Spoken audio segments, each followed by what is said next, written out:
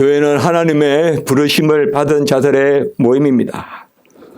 이 부르심은 예수 그리스도의 의로 구원을 받는 그 은혜를 누리는 자로서 택함 받은 자들을 하나님께서 이때에 이 지상에서 부르시는 것입니다. 교회는 신앙 고백의 그러한 한 몸이고 또 하나님께 예배드리고 말씀 듣고 기도하는 그러한 한 몸입니다. 교회는 하나님이 이 땅에 주신 하나님의 나라요, 천국이요. 교회는 이 땅에서 우리가 온전한 영원한 영광을 맛보게 하는 그러한 귀한 터입니다. 예수 그리스도께서 고난을 당하시고 죽기까지 복종하심으로 우리를 구원하셔서 교회를 이루셨고 그 고난이 여전히 교회에 역사합니다. 다만 그 고난은 이제 새로운 그러한 우리의 의를 이루는 것이 아니라 이제 그 고난을 통하여 오히려 우리가 하나님의 복을 누리는, 그래서 고난 당함이 내게 유익이라. 예수 그리스도 안에서 고난을 당하면 유익이고 상급이고 열매고, 예수 밖에서 당하는 고난은 아무 쓸모가 없고 그것은 그야말로 고난이다.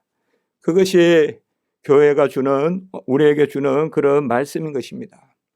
베드로가 하나님께 주는 그리스도시요 살아계신 하나님의 아들이시니이다 고백하니까, 베드로야 내 고백 위에 교회를 세우겠다. 그래서 반석 위에 교회를 세운다. 그 베드로란 이름이 곧 게바, 바위란 뜻입니다. 그래서 베드로의 고백 위에 교회를 세우고, 땅에서 매면 하늘에도 매일 것이요 땅에서 풀면 하늘에도 풀릴 것이다. 그 고백의 말씀에 아멘 하는 자는 하늘에서도 열릴 것이요, 그 고백을 받지 않고 그 말씀을 거부하는 자는 하늘에서도 닫을 것이다. 이런 권능을 주었습니다. 베드로는 많은 그러한 권능을 행했죠. 남에서 안전뱅이 된 자가 주 예수 그리스도의 이름으로 일어나 걸으라. 은금은 내게 없거니와 내게 있는 것으로 내게 명하노니. 그 남에서 안전뱅이 된 자를 하나님의 예수 그리스도의 이름으로 그렇게 명하니 일어나게 되었죠. 베드로의 권능이라기보다 하나님이 베드로에게 주시는 하나님의 권능을 드러내신 것이죠. 그리고 룻다, 욥바 이런 데서도 보면 베드로가 8년 동안 중풍병 걸린 그러한 에니야에게 일어나라, 일어나 걸으라 그렇게 이야기합니다. 에니야야, 예수 그리스도께서 너를 낫게 하시니 일어나 내 자리를 정돈하라. 8년 동안 중풍병 걸린 그 베드로가 룻다는 바로 욥바 옆에 있습니다. 거기에서 그렇게 또 낫게 하는 것을 볼 수 있고, 욥바에서는 아예 도르가 다비다라고 하는데 도르가라고도 하고, 그때는 하도 여러 언어가 왔다 갔다 하니까 이름도 많습니다. 같은 사람이. 그래서 다비다야 일어나라, 다비다야 일어나라 하니까 눈을 뜨고 일어나는, 그래서 많은 사람들이 믿게 되었다. 이 베드로가 이런 큰 권능을 행했습니다. 그리고 우리가 이미 최근에 말씀해 보았지만은 빌립이 사마리아 땅에 전도를 해서 큰 기쁨이 있고 많은 사람들이 믿었을 때 예루살렘 교회가 베드로와 요한을 파송해서 그들이 말씀을 전하고 그리고 또 기도하니 성령이 임하고 세례받고 놀라운 역사가 일어난 것을 볼 수가 있고, 또 우리가 고넬료 집안에서 베드로가 고넬료 가정에 기도하니까 또 성령이 임하여서 온 가정이 믿는, 그래서 교회를 형성하는 것을 볼 수가 있습니다. 베드로는 참 귀하게 사용되었습니다. 그의 끝은 아무도 알 수가 없습니다. 우리가 끝을 알 수는 없지만 순교한 것이 분명하고요. 베드로는 로마에도 머문 적이 있었고, 그리고 초대교회의 여러 일들을 감당했던 것을 우리가 볼 수가 있습니다. 부활하신 예수께서 디베라 바닷가에서 베드로에게 나타나셨죠. 내가 나를 사랑하느냐? 처음에 물었을 때는 내가 나를 다른 사람들보다 사랑하느냐? 뭐 그렇게 볼 수도 있어요. 좀 상대적인 질문을 하셨다고도 볼 수 있어요. 처음 질문은 내가 나를 남들보다 더 사랑하느냐? 그러니까 베드로가 그러하이다. 또 두 번째는 이제 절대적인 질문을 던지세요. 내가 나를 사랑하느냐? 그러니까 사랑합니다. 또 세 번째 질문을 해요. 또 내가 나를 사랑하느냐 하니까 이때는 베드로가 근심하여 가로되 내가 주를 사랑하는 것을 주께서 아시나이다. 어떻게 보면 사랑하는 마음조차도 주님이 아신다. 근심이란 말은 이것은 참 선한 근심이죠. 나를 주장하지 않고 나를 뒤세우는 그 어떤 상태, 그게 베드로가 아마 근심이다. 이래서 세상 걱정이 아니겠죠. 나가 투투투투 튀어나가면 무슨 근심이 있겠어요. 그러나 뭔가 나를 보류하고, 그래서 내가 근심하여 가로되 내가 주를 사랑하는 줄 주께서 아시나이다. 어떻게 보면 우리가 내가 아는 것조차 하나님께 맡기는, 내가 아는 것조차 주님께 맡기고, 그 근심이라는 것은 선한 근심, 뭔가 나를 부인하고 억제하고 모든 것을 하나님께 맡기는 그런 어떤 우리의 영적 상태, 그 근심이라고 할 수가 있어요. 그때 베드로에게 내 양을 먹이라, 치라, 먹이라 이렇게 말씀하시죠. 이게 바로 뭡니까? 이제 교회의 그런 사역을 이야기하는 것이죠. 우리가 양의 우리라고 말씀을 보았지 않습니까? 요한복음 10장에 양의 우리를 우리가 교회라고 봤습니다. 그리고 선한 목자 또 양의 문, 우리가 지난주에 말씀을 봤습니다. 그 양을 먹이라, 양을 치라, 그리고 또 양을 먹이라. 이제 교회의 목회를 이야기하는 것입니다. 교회의 직분을 이야기하는 것입니다. 그리고 주님께서 베드로에게 그 말씀으로 맺으시는 게 아니라 내가 젊어서는 스스로 띠띠고 원하는 곳으로 다녔거니와 늙어서는 내 팔을 벌리리니 남이 내게 띠띠우고 원하지 않는 곳으로 데려가리라. 요한복음 21장 8절에 18절에 그렇게 나와 있습니다. 젊어서는 내 띠띠고 다닌다. 이건 하나의 표현입니다. 띠뛴다는 말은 오늘날로 말하면 허리띠를 맨다, 졸라맨다는 뜻이에요. 젊어서는 내가 허리띠 졸라매고, 우리나라 그런 표현도 있잖아요. 허리띠를 졸라맨다, 이게 뭐예요? 결의에 차서 뜻을 세우고 내가 뭐 힘을 내보고 이럴 때 우리가 허리띠를 졸라맨다 이런 표현을 쓰잖아요.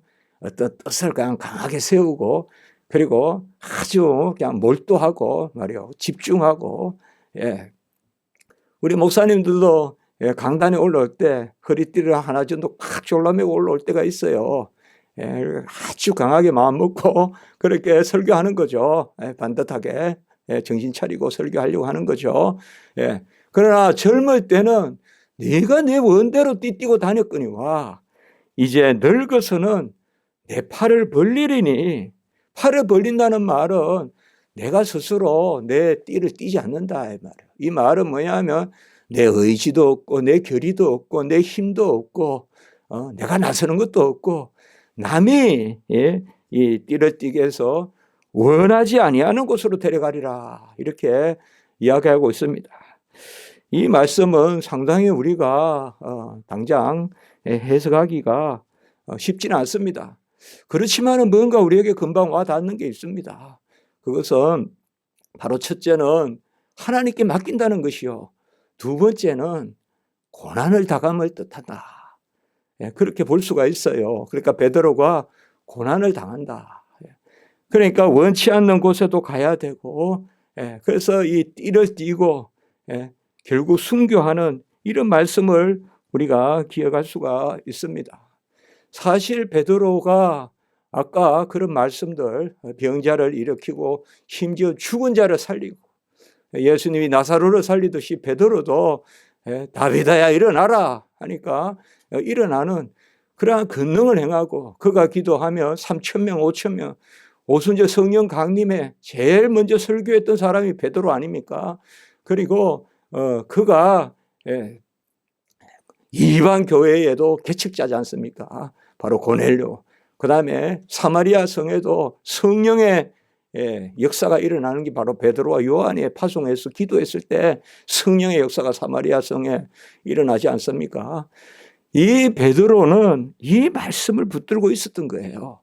이 디베라 바닷가에서 오순절 성령 강림이 있기 전에 예수님, 부활하신 예수님을 만났을 때 그에게는 아마 고난에 대한 그러한 것들이 마음에 있었을 것입니다. 우리가 베드로 전서와 후서의 말씀, 이것은 베드로가 기록한 그러한 두 서신이죠. 베드로가 기록한 서신은 이 두 개입니다. 뭐 다른 베드로 복음이란 것도 있고 베드로 삼서도 있고 그런 거 다 거짓말입니다. 그런 거 막 TV에 돌아다니고 이러고 다 거짓말이에요. 그거는 그런 것은 다 거짓말이야. 외경이라 그럽니다. 미경이라 그러고 다 거짓말입니다. 베드로는 이 전서와 후서를 쓰는데 이 베드로 전서에서는 보면 주로 이 땅에서 당할 고난을 지금 이야기하고 있어요. 우리가 조금 봤지만은 바로 소아시아 교회를 향한 베드로가 서를 쓰는 게 소아시아 교회를 향하여 쓰는데 이제 소아시아 교회에 네로의 박해가 아주 짙은 그러한 먹구름 같이 쫙 몰려오는 그 전야에 이 베드로 전서가 기록되고 베드로 전서는 주로 이 땅에서 당할 고난을 이야기하고 있고요. 베드로 후서는 주로 주의 날이 도둑같이 이르리니 새하늘과 새 땅을 바라보더라. 베드로 후서 3장 10절과 13절에. 그래서 베드로 전서 후서는 같이 읽어야 돼요. 물론 베드로 전서부터 소망이 계속 나오지만 소망 고난 그리고 위로 그리고 상급 이렇게 계속 나옵니다. 베드로 전서에. 상당히 이 베드로서가 참 귀해요. 모든 성경이 귀하지만은 베드로서가 읽을 때마다 놀래요. 베드로서가 참 귀합니다. 그래서 계속 거기에 나오고 베드로 후서에는 이제 보면 오실 날이 머지 않았다. 우리가 새하늘과 그러한 새 땅을 바라보도다. 이런 말씀으로 기록되어 있습니다. 저는 교회를 이야기하는 이러한 우리가 설교에서 작년부터 이제 오늘 한 20번째 교회에 대한 말씀을 계속 보고 있습니다. 그런데 이 베드로서의 이 고난이 어찌 교회와 연결이 되는가? 오늘 말씀에서 우리가 조금 걸리는 말씀이 바로 17절, 18절의 말씀이에요. 하나님의 집에서 심판을 시작할 때가 되었나니 만일 우리에게 먼저 하면 하나님의 복음을 순종하지 아니하는 자들의 마지막은 어떠하며 하나님의 집에서 심판, 이게 하나님의 집은 교회입니다. 구약으로 말하면 베델이고 신약으로 말하면 바로 에클레시아, 교회입니다. 그러니까 교회 안에 심판이 있다. 그런데 그 교회 안에 심판인데 교회 안에서 심판이 있어서 18절에 의인이 겨우 구원을 받는다면 이 말은 이때 겨우라는 말은 많은 환난과 고난 가운데서 의인이 교회 안에서 구원을 받는다면 교회 밖에 있는 사람은 오죽하겠냐 이 말씀이에요. 지금 교회 밖에 있는 사람들은 오죽하겠냐. 하나님의 복음을 순종하지 아니하는 자 17절에 그리고 18절에 보면 경건하지 아니한 자와 죄인은 어디에 서리요. 이게 위로예요. 이게 계속 나오는 위로예요. 그러니까 고난을 받는 거, 고난을 받되 이제 오늘 계속 말씀에 나오지만은 선을 행하며 이게 베드로서에 계속 나오는 이야기예요. 고난을 받되 선을 행한다. 고난을 받되 하나님의 뜻대로 선을 행한다. 혹은 하나님의 뜻대로 고난을 받는 게 복되다. 그 사람이 구원받은 사람이라는 거예요. 어디에서? 교회에서. 이 고난이라는 것이 어떤 개인적인 그러한 고난이 아니라 교회에 주어지는 고난이라는 것입니다. 주의 고난은 우리가 보면 1차적으로 교회적인 의미가 있는 것입니다. 교회적인 의미가 있어요. 그런 의미에서 고난이 주어진다. 그래서 하나님의 뜻대로 고난을 받는 자들은 19절의 말씀에 보시면 하나님의 뜻대로 고난을 받는 자들은 선을 행하는 가운데에 영혼을 미쁘신 창조주께 의탁할지어다. 이 말씀이 사실 깜짝 놀랍니다. 베드로는 어부예요. 어부인데 어찌 이렇게 말을 정교하게 사용하냐. 그래서 베드로가 기록하지 않은 거 아니냐. 그렇게 보는 사람도 있지만 그게 아닙니다. 하나님이 성령의 감동으로 주신 말씀이니까 기록한 거죠. 하나님의 뜻대로 고난을 받는 자들은, 이것은 특별히 교회 안에서의 고난을 이야기하는 거예요. 아까 하나님의 지배 심판이 나오죠. 하나님의 뜻대로 고난을 받는 자들은 고난을 받되 선을 행하는 가운데서, 이제 계속 베드로전서에 반복해서 나오는 개념이다 했죠. 제가 고난을 받되 선을 행하는 가운데서 그 영혼을 미쁘신 창조주께 의탁한다. 이것은 바로 쉽게 말하면 영혼을 의탁한다. 이번은 바로 예수님께서 십자가에 죽으심으로 내 영혼을 받으소서 그렇게 말씀하지 않습니까? 그리고 영혼이 떠나가시니라. 이 말은 뭔가 하면 영혼을 미쁘신 창조주께 의탁한다는 말은 영생을 이야기하는 거예요. 구원을 이야기하는 거예요. 그래서 뭐냐 하면 고난을 받되, 교회 안에서의 그러한 핍박을 받되 고난받는다고 악을 행하지 말고 나도 같이 칼을 들고 같이 욕을 하고 같이 싸우고, 그게 아니라 그런 십자군 전쟁하듯이 하는 그런 것이 아니라 바로 선을 행하는 가운데서, 그러면 영혼을 미쁘신 창조주께, 신실하시다는 뜻이죠. 신실하신다 말은 진리 가운데 능하시다.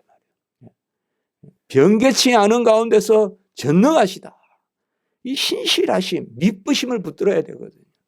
우리는 변덕스럽지만 하나님은 변개치 아니하시고 전능하시죠. 능력이 없으면 아무리 마음을 하나로 가져도 아무것도 못해요. 그러나 하나님은 전능하시면서 변개치 않는 그 미쁘신 창조주께 우리의 영혼을 의탁하라라고 이렇게 말하고 있습니다. 전체적으로 고난을 참고 선을 행하는 그것이 마지막 때 하나님 집에 심판을 있을 때 바로 옥석을 가리는 그 기준이다. 양과 염소를 가리는 기준이다라고 그렇게 오늘 말씀하고 있어요. 17절에서 19절의 말씀은 그렇게 우리가 읽을 수 있는 거예요. 이제 마지막 때. 그러니까 우리가 교회 안에서 고난을 받는다고, 왜 교회에서 고난을 받느냐, 이렇게 말하는 것은 바로 교회 밖에 있는 사람은 오죽하겠냐 이 말이에요. 교회 밖에 있는 사람은 아무 소망도 없고 영생에 이르는 영혼의 구원의 소망도 없고, 교회 안에 있는 우리도 겨우 18절에 아까 말씀드린 이 겨우라는 말은 하나님의 전능하심이 없고 하나님의 팔이 짧아서 하나님이 감찰함이 없어서 하나님이 우리를 미워하셔서 그래서 겨우가 아니라, 여기 겨우는 바로 많은 고난을 겪어야 되는 그걸 이야기합니다. 많은 환난이 있지만 교회 안에서 구원을 받으면, 우리가 교회 안에서 구원을 받는다면 교회 밖에 있는 자들은 오죽하겠냐. 그래서 계속 나오는 개념이 바로 15절에 가보면 누구든지 살인이나 도둑질이나 악행이나 남의 일을 간섭하는 자로 고난을 받지 말려니와, 이거는 교회 밖의 고난을 이야기하는 거예요. 이거는 쓸모없는 고난이에요. 이거는 말세에 더해지는 악의 악을 쌓는 그 고난이다 이 말이에요. 남을 죽이고 도둑질하고 악을 행하고 남의 일을 간섭한다 이 말은 빼앗는다라고도 할 수 있고 사기를 해서 남 것을 내 것으로 삼는다는 것도 있고요. 한마디로 그런 거예요. 남의 일을 간섭한다는 말은 쓸데없이 남 걸 내 것으로 생각하고 이런 사람도 있잖아요. 그러면 그런 것들은, 그런 고난은 받지 마라. 그런 고난은 받지 마라. 우리가 살아가면서 그렇지. 그럴 때 있지 않습니까? 고난이 있어요. 빨리 우리가 분별해야 돼요, 이게. 선을 위한 고난인지, 악 때문에 생기는 고난인지. 우리가 교통 위반을 해서, 근데, 과태료를 낸다. 그러면 그건 수긍해야 돼요. 그것을 너무 막 불평하거나 그럴 수가 없잖아요. 물론 내가 그렇게 하지 않았으면 하는 그런 면에서 불평은 있을 수 있지만 그 법 자체를 가지고 불평할 수는 없잖아요. 같이 더불어 사는데. 예. 그 일반적인 그런 은총이라 그러잖아요. 같이 우리가 더불어 사는데. 그러나 여기서 말하는 고난은 그걸 이야기하지 않습니다. 먼저 오늘 12절에 말하면 너희를 연단하려고 오는 불시험 이렇게 표현을 했습니다. 너희를 연단하려고 오는 불시험을 이상한 일 당하는 것 같이 이상히 여기지 말고, 이상한 일 당하는 것 같이 이상히 여기지 말고. 불시험이 뭘까요?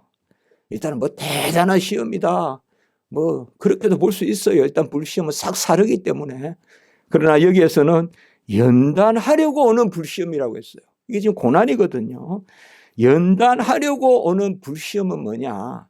연단은 뭡니까? 우리가 불에 달구어서 당근질하고 또 성형하고 두투투 불에 달구어서 형을 만들지 않습니까? 창을 만들고 칼을 만들고 그릇을 만들고.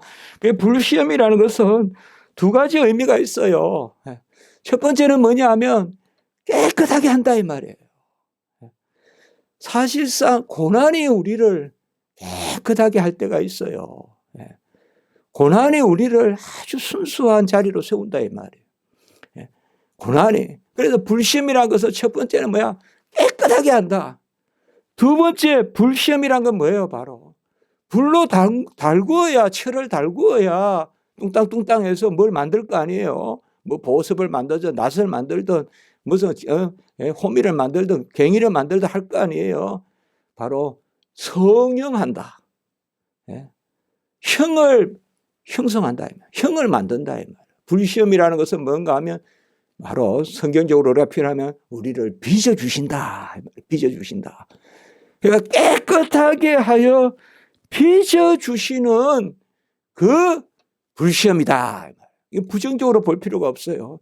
우리에게 일단 다가오는 것은 아이고 뜨겁다, 아이고 힘들다 할 수 있지만 그것을 통하여 우리의 더러운 것을 태워주시고 그리고 그 열로 우리를 다시 빚어주시는, 우리를 녹여서 다시 온전케 하는 그것이 바로 너희를 연단하려고 오는 불시험이다 이 말입니다.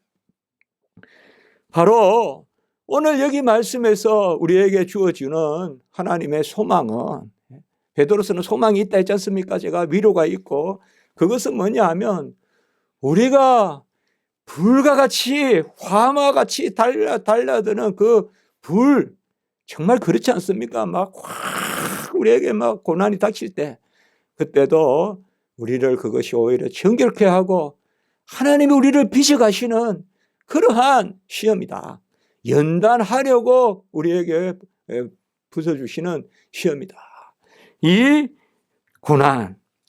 고난은 바로 우리에게 유익이고 어떤 금보다도 우리에게 귀하다.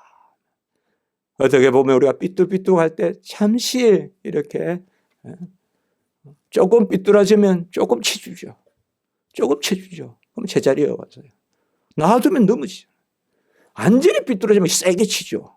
그래야 탁 돌아오니까. 그 마찬가지다 이 말이에요. 그러니까 조금 이렇게 하면 조금만 쳐줘. 이렇게 하지만 많이 삐뚤어지면 탁 쳐줘야 되지 않습니까? 그 연단이다 이 말이에요. 연단이다. 우리를 정결하게 올바른 길에 세우고 우리를 이렇게 빚어준다.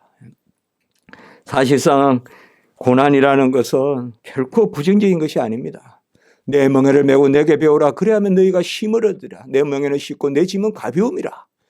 마태복음 11장 28에서 30절까지 말씀했잖아요. 그런 개념입니다. 성경의 고난이라는 것은 그리스도의 멍에를 메는 것인데 그 멍에는 쉽고 그 짐은 가볍고 마이너스 무게다 이 말이에요. 독수리의 날개와 같다. 고난이 오히려 우리를 하늘로 끌어올린다. 땅으로 꺼져내리게 하는 것이 아니라 그 고난은 어떤 고난이냐.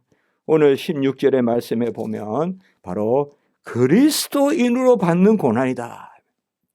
오늘 16절에 그리스도인으로 고난을 받으면 부끄러워하지 말고. 그러니까 우리가 그리스도인이라는 이름이 언제 시작됐죠? 바로 안디옥 교회에서 시작됐잖아요.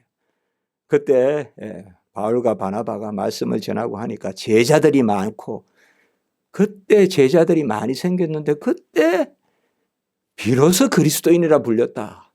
야, 그리스도인으로 고난을 받는다. 로마서 8장 9절에는 그리스도의 영이 없으면 그리스도의 사람이 아니라. 이 그리스도인은 뭘까요? 갈라디아 3장 29절에는 바로 그리스도의 것이 아브라함의 것이다. 갈라디아 3장 29절, 로마서 8장 19절 전부 그리스도의 사람, 그리스도의 것, 다 뭡니까? 이게 바로 그리스도의 영을 받은 사람. 그리스도의 영을 받은 사람. 오순절 성령, 보혜사 성령, 그리스도의 영을 받은 사람으로서 고난을 받으면 부끄러워하지 마라. 주님도 침뱉음을 당하고 갈대 조롱을 받고, 얼마나 그냥 옷을 벗겼다 입혔다 또 서로 나누고 말이죠. 속옷은 가져가고 겉옷은 또 내 기수로 나누고 수치스러운 일들을 당했습니까? 그 4대 악 앞에서 말이에요. 안나스, 가야바, 본디오 빌라도, 헤롯. 4대 악이에요. 4대 악. 가장 악한 네 사람이에요. 그 앞에서 죄 없는 우리 주님께서 고난을 당했지 않습니까? 그래도 그리스도인으로 고난을 당하면 부끄러워하지 말고, 또 이 고난은 어떤 고난이냐? 19절 하나님의 뜻대로 고난을 받는다. 우리가 고난을 받을 때 이것을 기도하면서 분별해야 돼. 하나님 앞에. 그래서 그리스도인으로 고난을 받으면 부끄러워하지 말고 하나님의 뜻대로 고난을 받으면, 아까 19절에 말씀을 했다면 오히려 선을 행할 기회로 삼고 영혼을 의탁하고, 그것을 말씀하고 있습니다. 이 우리의 고난은, 이 그리스도인의 고난, 하나님의 뜻대로 하는 고난은 13절의 말씀에 보면 그리스도의 고난에 참여하는 것이다. 자, 결국 우리가 스스로 고난을 당한다지만은 이러면 우리가 얼마나 힘들겠어요, 여러분들. 우리가 그리스도인으로 하나님의 뜻대로 고난을 당하는 그 고난은 아까 뭐예요? 내 멍에를 메고 내게 배우라. 그리스도의 멍에를 메는 거잖아요. 내 고난을 육체의 잔에 채운다. 그리스도의 남은 고난을 육체의 잔에 채운다. 그러면 이게 뭐예요? 바로 그리스도의 고난에 참여하는 것이다. 그리스도의 고난에 참여하는 것을 즐거워해야 된다. 로마서 8장 17절에 자녀이면 또한 그리스도와 함께한 상속자니 그와 함께 영광을 받기 위하여 함께 고난도 받아야 할지니라. 그럼 그리스도의 고난에 참여하는 것, 이것이 뭘 의미할까요? 그리스도의 고난이 부족해서 우리가 참여해야 될까요?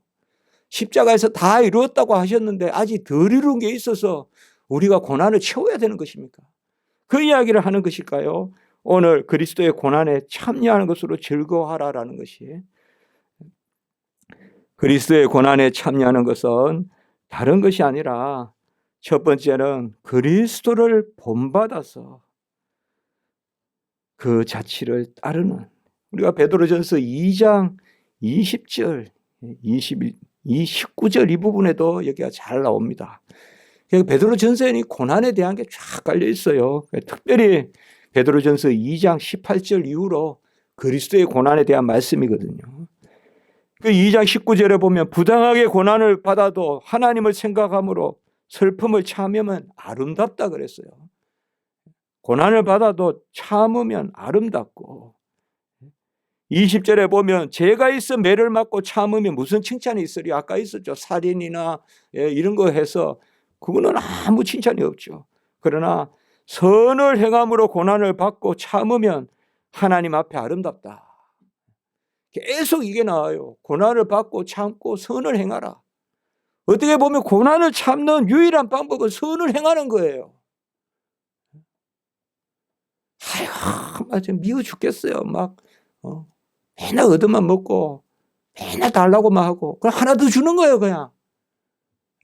그 말이에요, 지금. 선을 행함으로 고난을. 선을 행함으로 고난.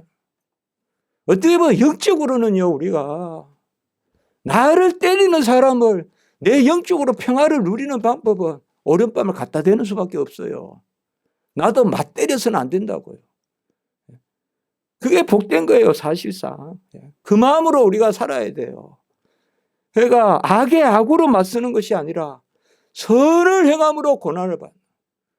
오리 가기도 싫은데 심리 가주는, 그래야 내 마음에 평강이 있고 상급이 있다. 지금 그런 말씀이에요. 선을 행함으로 고난을 받으면 하나님 앞에 아름답다. 그런데 이것을 우리 스스로 할 수 있습니까? 항상 신약 시대의 모든 말씀은 예수님이 이 땅에 오셔서 다 이루셔서 그의 의로 우리가 선을 행하고, 우리가 계속 말씀했지 않습니까? 살아남도 은혜요, 살아감도 은혜요. 예수님의 의가 아니면 못합니다. 우리가 오른뺨 왼뺨 못 갖다 댑니다. 그도 쏘도 못 줍니다. 예수님의 의가 아니면 안 됩니다. 삭개오가 예수님 만났기 때문에 2배 4배 갚습니다. 사마리아 여인이 예수 만났기 때문에 물동이를 던져놓고 갑자기 사람이 변합니다.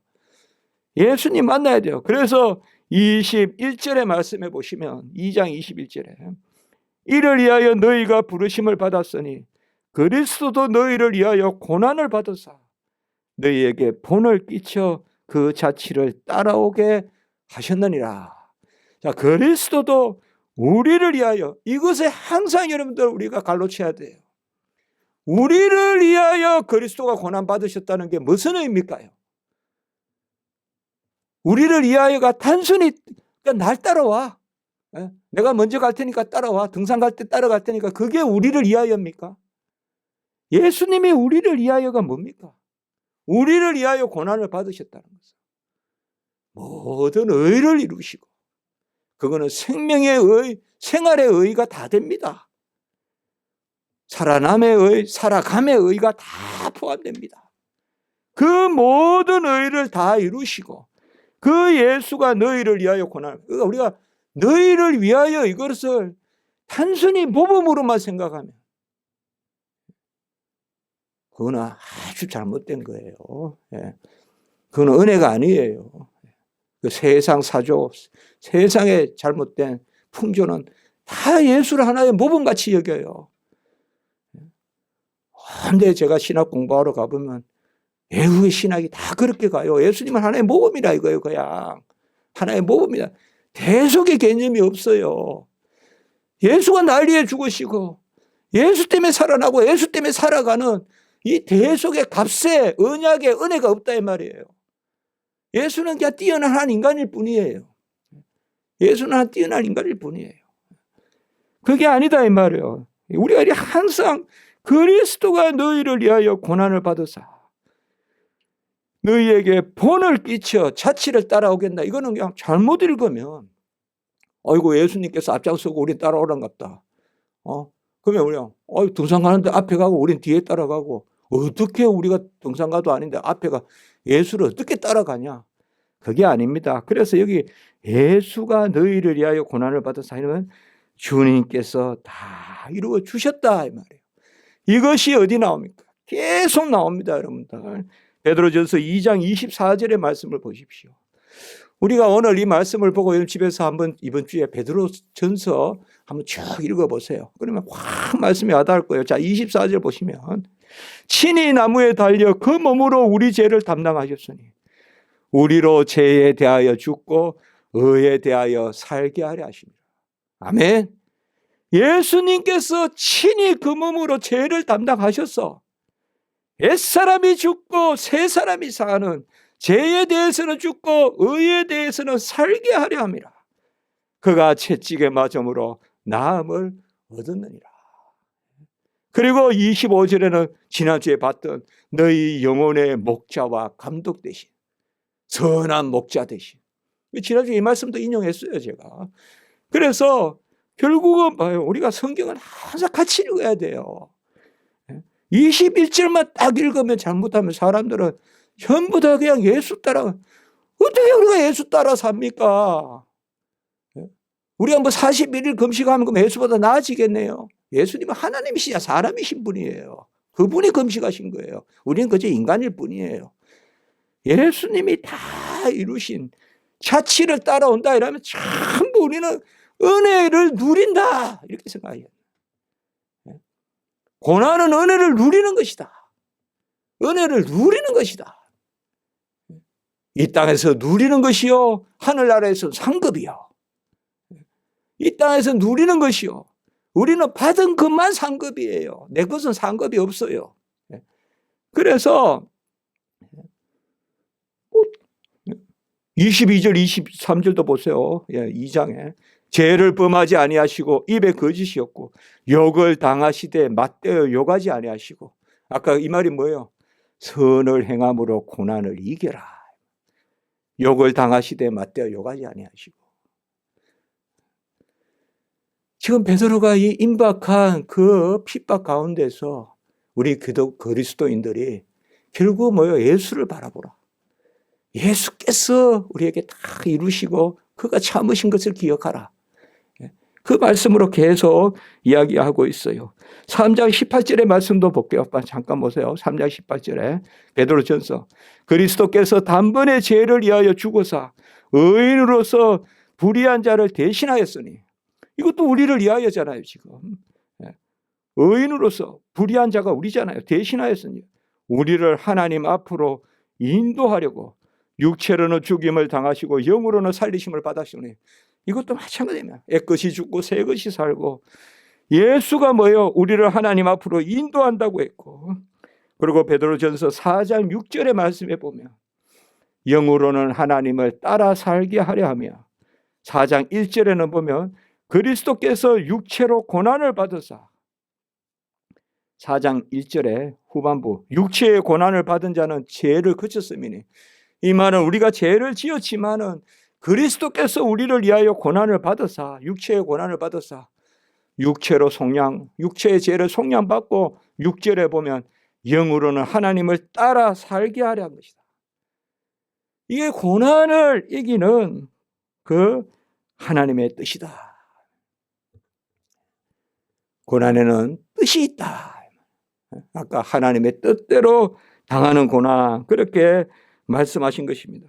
그리고 베드로전서 4장 19절, 아까 우리가 말씀을 보았죠. 오늘 말씀, 하나님의 뜻대로 고난을 받는 자들은 선을 행하는 가운데,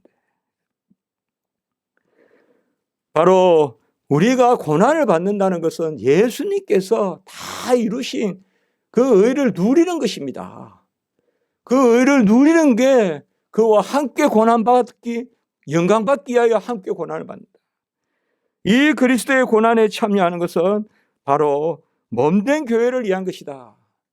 아까 말씀을 드렸죠. 오늘 말씀에서 특별히 17절, 18절, 19절을 통해서 우리가 하나님의 집의 심판, 그러니까 교회 안에 고난이 있다 이 말이에요. 교회 안에 고난이 있는데 그 고난을 당할지라도 선을 행하며, 우리 교회는 절대 칼을 갈지 않습니다. 성경 어디에도 예수님이 잡히실 때도 베드로가 칼로 말고의 길을 쳤지만 금으로 흥한 자는 금으로 망한다 했어요. 우리는 어디에도 구약시대 전쟁에도 병기를 모아서 칼을 가르라는 곳은 어디에도 없어요. 칼을 마르라는 곳은 어디도 없어요. 잠잠히 기도하라 하죠. 바로 스데반도 저의 죄를 용서하소서, 저들이 알지 못하고, 우리 주님과 똑같은 그걸 볼 수가 있어요. 바로 교회를 위한 것이요. 골로새서 1장 24절에 나는 이제 너희를 위하여 받은 괴로움을 기뻐하고 그리스도의 남은 고난을 육체를 위하여, 몸된 교회를 위하여 내 육체에 채우노라. 이런 구절도 잘못 오해하시면 안 된다 이 말이에요. 그리스도가 마치 70% 80% 행하셨고 이제 우리는 그리스도의 후예로서 20, 30%는 우리에게 맡겨진 거다, 이렇게 하면 안 된다 이 말이에요. 그런 고난으로는 1초도 못 견뎌요. 그런 믿음으로는 예수님이 다 이루셨고 그 남은 고난이라는 것은 바로 오늘 말씀과 똑같은 거예요. 바로 그가 다 이루신 그 고난 가운데서 우리가 그의 의로 이기고 그의 의로 선을 행하고 그것을 이야기하고 있습니다. 그래서 오늘 5장 1절은 읽었지 않았지만 그리스도의 고난의 증인이요 라고 이렇게 말씀하고 있습니다. 우리가 그리스도의 고난의 증인이다. 이런 것은 다 교회적인 개념이 있습니다. 그리스도의 고난을 선포하고 우리가 증거하는 것은 그리스도의 고난인데 그가 죽으실 뿐만 아니라 그리고 그가 다시 사실 것을. 제가 시간을 빨리 지금 보는데요. 우리가 베드로서의 전서에 가장 중요한 또 한 말씀이 있어요. 그게 바로 베드로전서 1장 11절이에요. 그러니까 사실 우리가 베드로서는 사실 조금 뒤에 있고 이런 거 조금 덜 볼 수도 있는데 베드로전서 1장 11절에는 뭔가 하면 구약의 선지자들이 예언을 할 때 구약은 지금 망하잖아요. 나라가.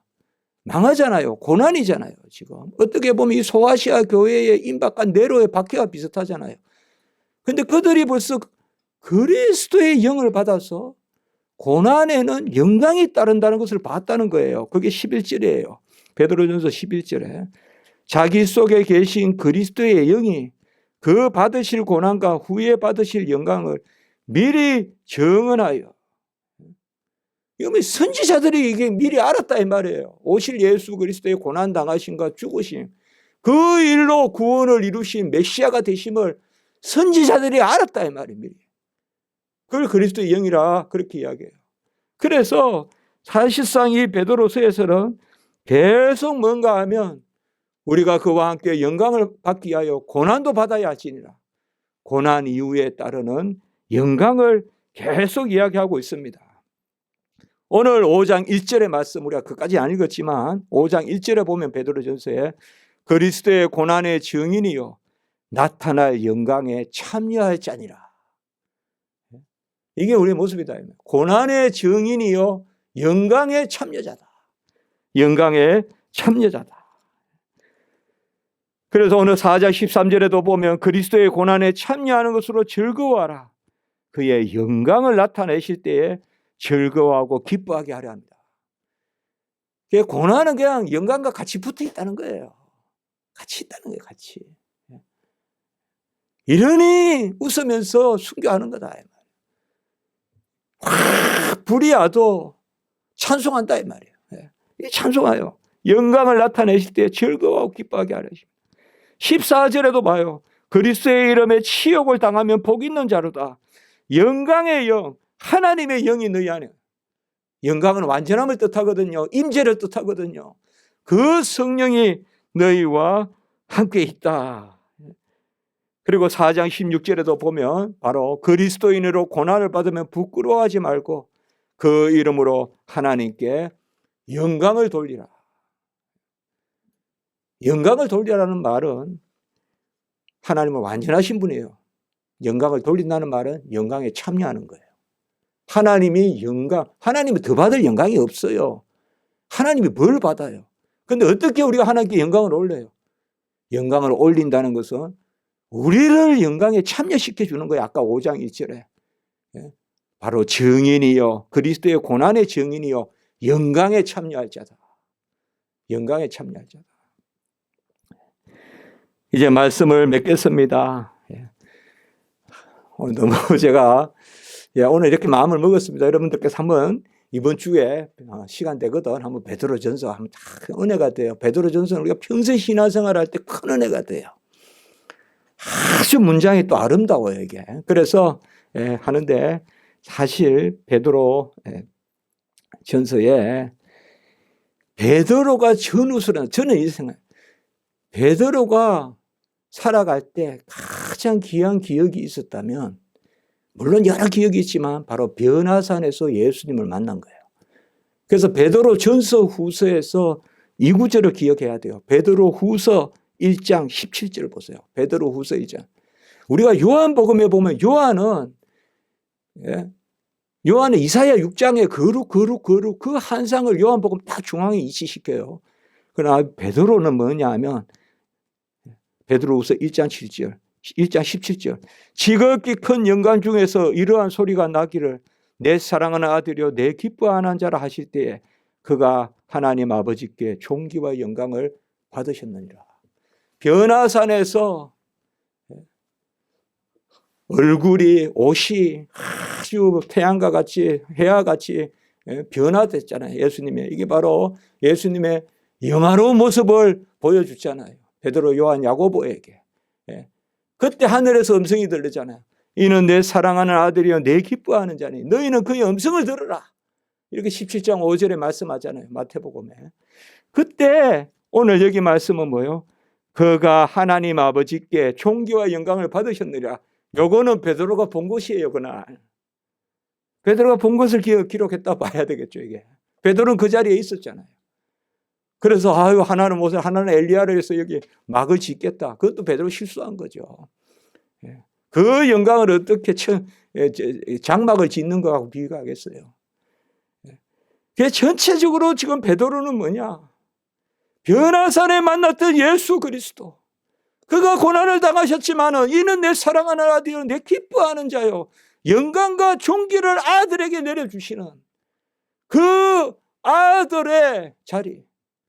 영접하는 자 그 이름을 믿는 자는 하나님의 자녀가 되는 권세를 주신 그와 함께 자녀된 자로서 함께 상속자 되리니 그와 함께 고난을 영광을 받기 위하여 고난도 받아야 할지니라.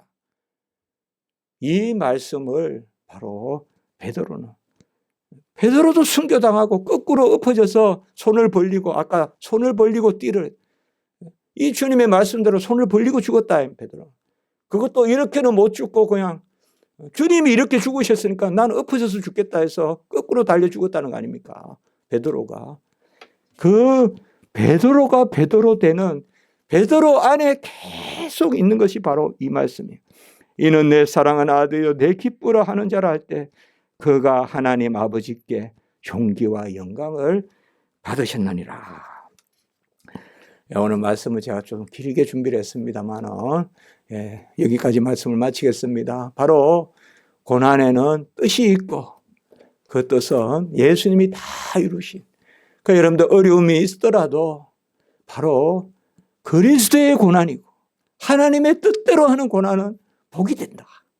우리를 정결하게 하고 빚어주신다. 예수님이 벌써 다 이루셨기 때문에 내 고난도 이루셨기 때문에 우린 그 복을 누린다. 이런 은혜가 우리에게 있기 바랍니다. 기도드리겠습니다. 거룩하고 자비로우신 하나님 아버지 은혜와 사랑을 감사드립니다. 오늘 말씀을 통하여서 고난당함이 하나님의 뜻대로 그리스도인으로 고난받음이 유익이라. 아버지여 악으로 악을 갚지 말게 하시고 선으로 악을 이기게 하시고 예수님이 친히 다 이루신 그 존귀와 영광을 우리에게 부여하신다고 하셨사오니 그 자리로 감사하며 나아가는 저희들 되게 하시옵소서. 모든 우리 성도님들 지키시옵소서. 주 예수 그리스도의 이름으로 기도드리옵나이다. 아멘.